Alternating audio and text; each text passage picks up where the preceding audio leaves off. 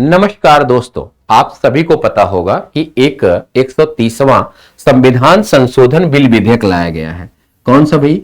130वां संविधान संशोधन बिल विधेयक लाया गया है। हाल ही में संसद में प्रस्तुत किया गया, जिसमें आपको यह बताया गया कि यदि कोई भी मंत्री परिषद का सदस्य मंत्री परिषद का कोई सदस्य आपराधिक मामले में या दीवानी मामले में अभियुक्त है। अभियुक्त का मतलब भाई आरोप लगाया गया है। अभियुक्त का मतलब क्या होता है? आरोप लगाया गया। और न्यायालय ने क्या किया? और न्यायालय से 30 दिन में जमानत नहीं मिली, 30 दिन में जमानत नहीं मिला तो आप पर दोष सिद्ध हो या ना हो, यह मान लिया जाएगा कि मंत्री जी की कुर्सी भी चली गई और सदन की सदस्यता भी चली गई। ठीक है भाई, यह मामला आया है अभी हाल ही में। कौन से बिल विधेयक के द्वारा? 130वां संविधान संशोधन बिल विधेयक या विधेयक के द्वारा, है ना। अब यहां पे देखिए, अगर मंत्री परिषद के हम सदस्य की बात करें तो यहां पे आपका आता है कैबिनेट मंत्री। कौन आएगा?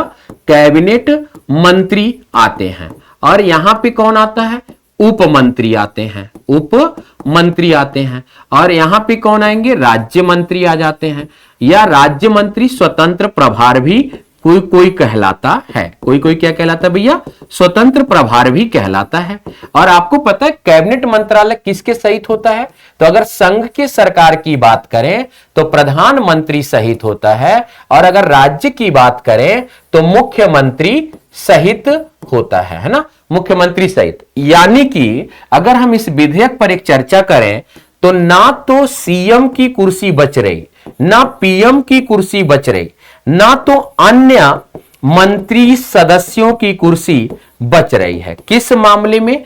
इस आपराधिक और दीवानी मामले में यदि उन पर केवल आरोप लगाया गया और आरोप में वो 30 दिन हो गए गिरफ्तार, उन्हें जमानत न्यायालय ने दिया ही नहीं, ऐसे मामले में मंत्री जी की भी कुर्सी जा सकती है।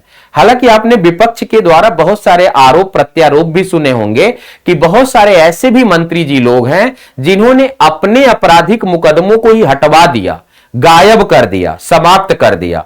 उन पर बहुत सारे क्रिमिनल मुकदमे पहले से थे, उसे हटवा दिया। यानी कि अपने मुकदमों को हटवाने के बाद यह प्रस्ताव लाया गया। ऐसा मैं नहीं कह रहा, विपक्ष कह रहा है कि यह प्रस्ताव ला दिया गया है, और यह प्रस्ताव अब चली गई है संसदीय जांच कमेटी जेपीसी के पास चला भी गया है। और विपक्ष कह रहा है कि विधि का दुरुपयोग किया जा सकेगा। किसके द्वारा? सत्ता पक्ष के द्वारा। किसके द्वारा विधि का दुरुपयोग किया जाएगा भैया?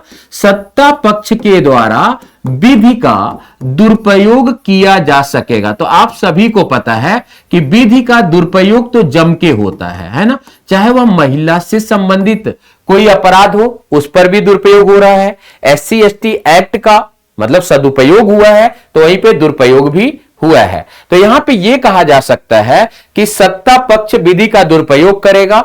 और कर क्या सकते हैं भाई? तो वो सीबीआई ईडी का छापा भी जो मरवाएंगे वो केवल विपक्ष के नेताओं के ऊपर ही मरवाया जाएगा। क्योंकि आप बहुत कम ऐसा सत्ता पक्ष आजादी के बाद देखे होंगे जिन्होंने अपने मंत्री को जेल भेजा हो, अपने विधायक सांसद को के ऊपर छापा मरवाया हो। ऐसे एग्जाम्पल्स आपको बहुत कम देखने को मिलेंगे। देखने को भी मिलेंगे तो एक्सेप्शनल होंगे, कोई ना कोई दिक्कत रही होगी, है ना। तो आप देखें कि अब सीबीआई ईडी केवल विपक्ष को कमजोर करेगा, उसके बाद उन्हें 30 दिन की जमानत मिलनी नहीं है, क्योंकि वो खुद पहले से ही विपक्ष है, तो उनकी सदस्यता भी जाएगी। और मंत्री तो रहेंगे नहीं, क्योंकि भाई सत्ता पक्ष में तो है नहीं, वो तो मंत्री तो रहेंगे ही नहीं, तो उनकी सदस्यता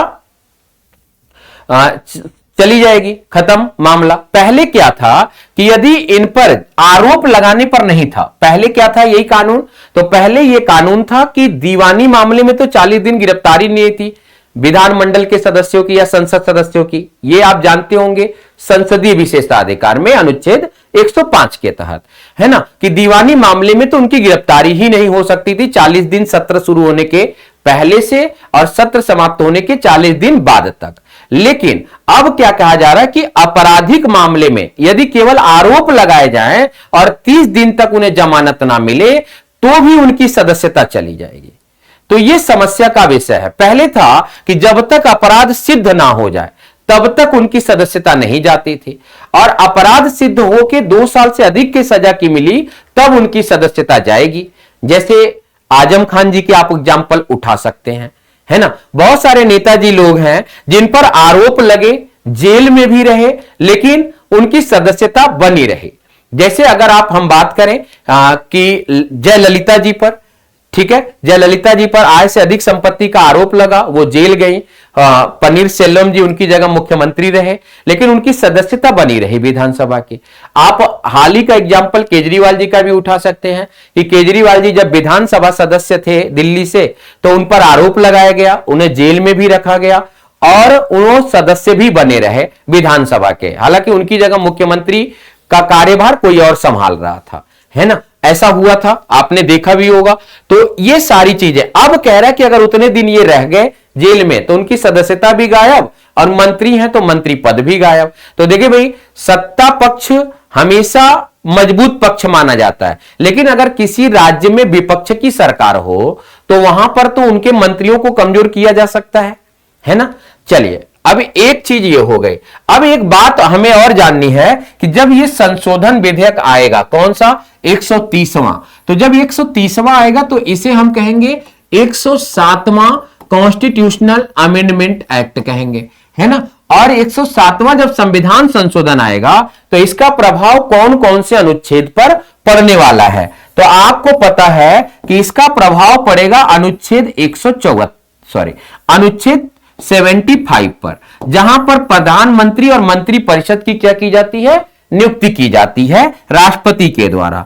और आपको पता होगा कि अनुच्छेद 164 पर इसका प्रभाव पड़ेगा, जहां पर राज्यपाल के द्वारा मुख्यमंत्री और अन्य मंत्रियों की नियुक्ति की जाती है। इसके बाद आपको पता है कि अनुच्छेद 139 ए पर भी प्रभाव पड़ेगा, क्योंकि दिल्ली के विधानसभा के सदस्य मंत्रिपरिषद की चर्चा इसमें की गई है। यानी कि ये 3 अनुच्छेद जिस दिन ये संशोधन विधेयक लागू हो जाता है उस दिन इन 3 अनुच्छेदों पर क्या पड़ने वाला है, प्रभाव पड़ने वाला है।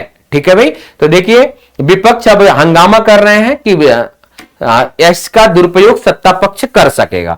देखिए भाई, यहां पे विपक्ष में किसी का नाम नहीं लिया गया, सत्ता पक्ष में भी किसी का नाम नहीं लिया गया है, क्योंकि विपक्ष और सत्ता पक्ष लोकतंत्र में कभी भी कुछ भी हो सकता है। ऐसा कुछ भी नहीं है कि यहां पर सब कुछ स्थायी है। लोकतंत्र है ये, और लोकतंत्र में इतना बड़ा परिवर्तन या इतने बड़े सोच कदम उठाने के लिए बहुत विचार करना पड़ता है। ठीक है, क्योंकि होता है ना कि कभी मेरी बारी कभी तेरी बारी, कभी नाव पानी में कभी पानी नाव में, ऐसा हो सकता है लोकतंत्र में भी। तो यह विधि पर बड़ा ही कठोर निर्णय लिया गया है, और यह विधि लागू होते ही बहुत सारे आपराधिक मुकदमों को रीओपन होने के संभावनाएं भी हैं, है ना। चलिए भाई, तो देखते हैं इसका क्या प्रभाव पड़ता है, और इसका परिणाम और दुष्परिणाम दोनों देखना बाकी है। ठीक है, तो ये विधि तो ऐसे तो अच्छी है, लेकिन अगर इसका सदुपयोग किया गया तब, दुरुपयोग किया जाएगा तो भाई कोई चीज भी आज की डेट में क्या हो जाती है, दुरुपयोग करने पर खराब हो जाती है। तो चलिए भाई, देखते हैं कि यह विधि कितना प्रभावशाली होती है। आज के लिए इतना ही, धन्यवाद, नमस्कार। यह सूचना आपको कैसी लगी जरूर ऑफलाइन कमेंट करके आप बता दीजिएगा। ठीक है भैया, चलिए, धन्यवाद।